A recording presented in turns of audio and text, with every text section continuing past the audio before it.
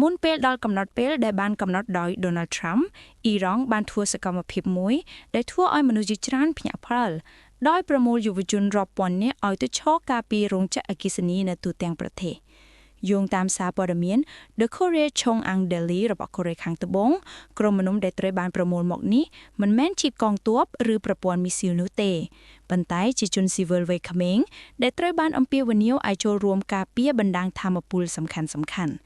សកម្មភាពនេះកើតឡើងបន្ទាប់ពីលោក Donald Trump បានគម្រាមថាប្រសិនបើអ៊ីរ៉ង់មិនព្រមបើកច្រកសមុទ្រនិងមិនព្រមទទួលយកបទជបាញ់រយៈពេល45ថ្ងៃមុនម៉ោង8យប់ថ្ងៃអង្គារទី7ខែមេសានោះស្ពាននិងរោងចក្រអគ្គិសនីសំខាន់ៗរបស់អ៊ីរ៉ង់អាចនឹងត្រូវវាយប្រហារក្នុងរយៈពេលត្រឹមតែ4ម៉ោងប៉ុណ្ណោះយុទ្ធនាការនេះត្រូវបានផ្សព្វផ្សាយក្នុងឈ្មោះបណ្ដាញការពាររោងចក្រថាមពលដោយប្រជាជនរដ្ឋមន្ត្រីក្រសួងយុវជននិងកីឡារបស់អ៊ីរ៉ង់ Ali Dabiri បានអំពាវនាវឲ្យយុវជនសិល្បករនិងអ្នកល្បីៗចូលរួមឈរការពារទីតាំងសំខាន់ៗទាំងនេះដោយអះអាងថា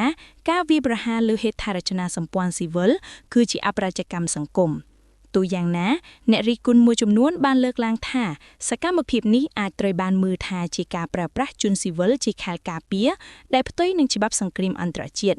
ខណៈដែលការវាយប្រហារលើរោងចក្រថាមពលនិងហេដ្ឋារចនាសម្ព័ន្ធមិនយោធាដែលបានលើកឡើងដោយ Donald Trump ក៏ត្រូវបានចាត់ទុកថាមិនស្របតាមច្បាប់សង្គ្រាមដូចគ្នា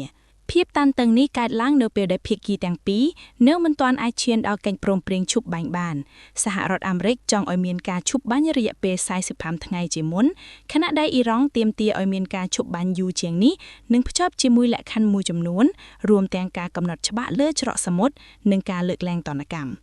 អ្នកវិភាគយោធាមួយចំនួនបានប្រាប់សារព័ត៌មានថាកិច្ចព្រមព្រៀងឈប់បាញ់អាចនឹងពិបាកកើតឡើងព្រោះភាគីទាំងពីរមើលថាខ្លួនឯងកំពុងស្ថិតនៅក្នុងស្ថានភាពឈ្នះក្នុងជម្លោះនេះ